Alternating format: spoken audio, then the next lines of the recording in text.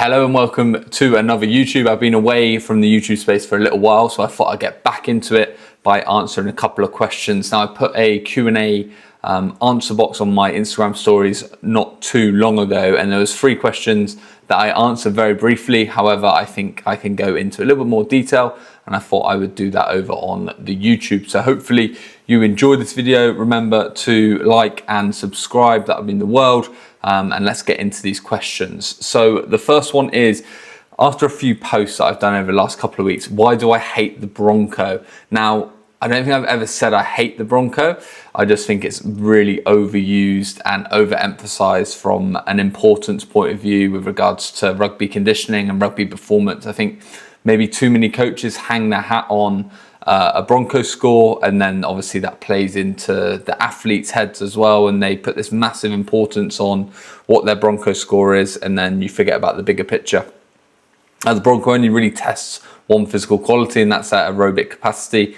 You know, if you're hitting around that 5-minute mark, you're probably pretty aerobically fit, and you know that's going to be a green tick for a lot of people. However, there's too much of an emphasis put on it if you don't get that 5-minute mark or sub 5, for example, and you know people will look into that and maybe look into it from a selection point of view. And I know some coaches will be doing that, and I just don't think that's the right way. And I think actually, if we're looking to test rugby conditioning and rugby fitness, I think there's better ways of doing it. The yo-yo, the AST, and the WOT test are 3 of my favorite ones. Now, I will use the Bronco with a lot of my clients and a lot of my athletes, and I think it is good for a snapshot from a fitness point of view, but does it represent real rugby performance and rugby fitness? I don't think so. So maybe potentially the first week of pre-season, actually to get a baseline aerobic score from a Bronco test, it's not a bad idea at all. But if we actually want to test rugby conditioning,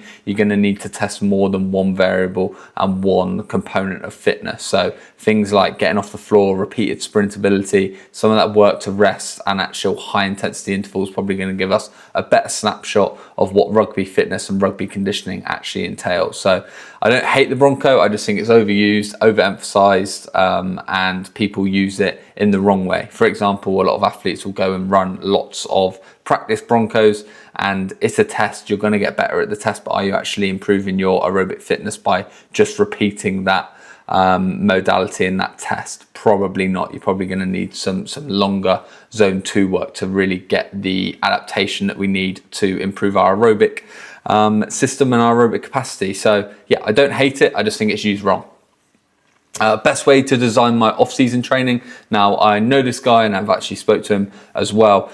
He's in the off-season now, or about to hit the off-season in Australia, and the off-season over here seems to be a lot longer than what it would be in the Northern Hemisphere, where you have maybe 6 weeks at most, 6 to 8 weeks. Here, it can be anywhere between 4 to 6 months. So it's a real good time to put in some good training, have a real good structure. You don't want to just go through the motions through, you know, it's nearly half the year in some cases, so you can make some real good changes, and you really want to plan that out. So I would, again, like I always say, is reverse engineer from what you need to work on and what your goals are as an athlete.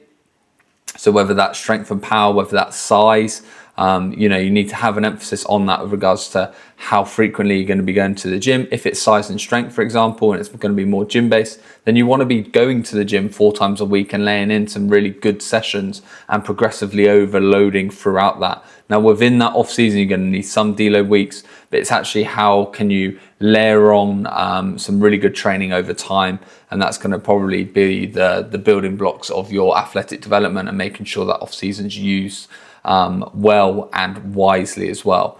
And the big thing is, you don't want to just forget about your speed, your conditioning, just because size and strength's the goal. You still need to be focusing on that and making sure that you're spinning those plates.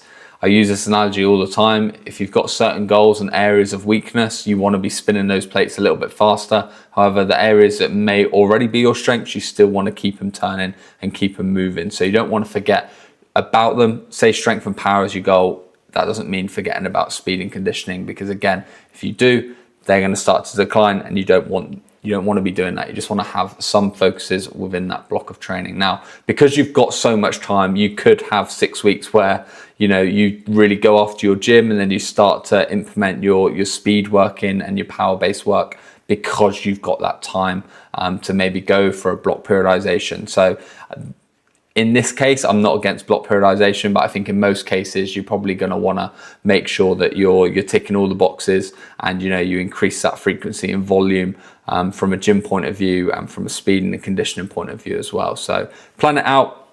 I'm not saying you need to be going to the gym 6 times a week. 4 times a week is going to be more than enough, as long as you're doing the right things within those sessions. So 4 times a week, I would split it into an upper and a lower.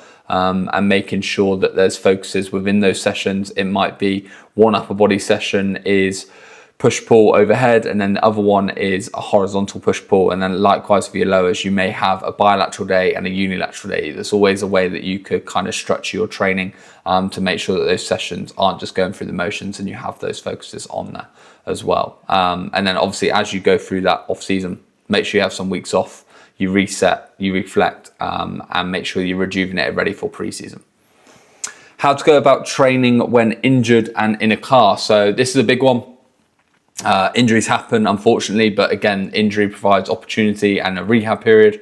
And it doesn't mean just doing nothing and letting the injury heal and recover. You want to be proactive and making sure that we're really pushing the needle with regards to our training.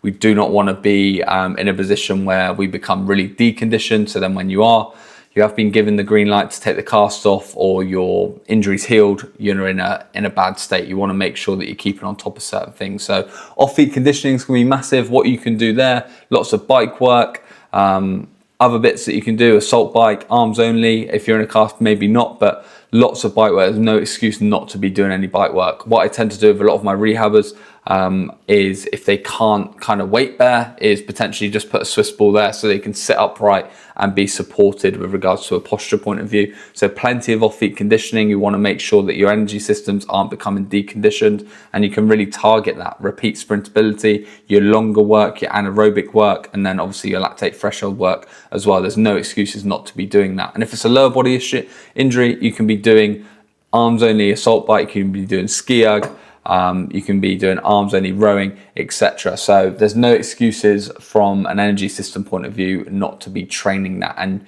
you know, you can get away with doing that a fair bit as well. Even running, if it's an upper body injury and it's in a cast and it's protected, you're not going to do too much damage if it is protected in a cast like that. From a gym point of view, really utilize machine-based weights where, you know, you can put a pin load. It's an easy way to load. You take stability out of it. You can train obviously your lower body like normal, and then if it's a lower body injury, you can train your upper body like normal with the machines, and they're fairly admin free as well. Another great one with regards to the research is then also training the uninjured side.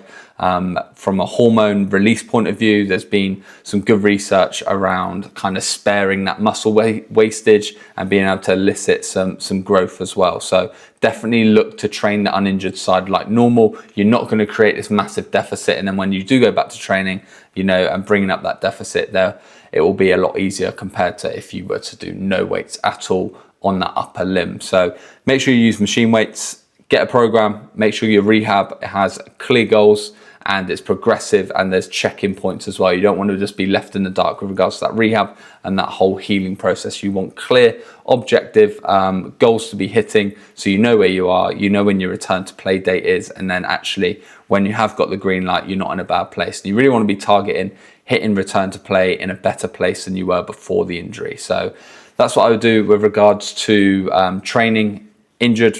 Make it a real opportunity, make it a good period of time where you can get better as an athlete and really focus on those weaknesses and areas of improvement. So those are the 3 questions that I'm going to cover today. Hopefully that was helpful. And yeah, I don't hate the Bronco.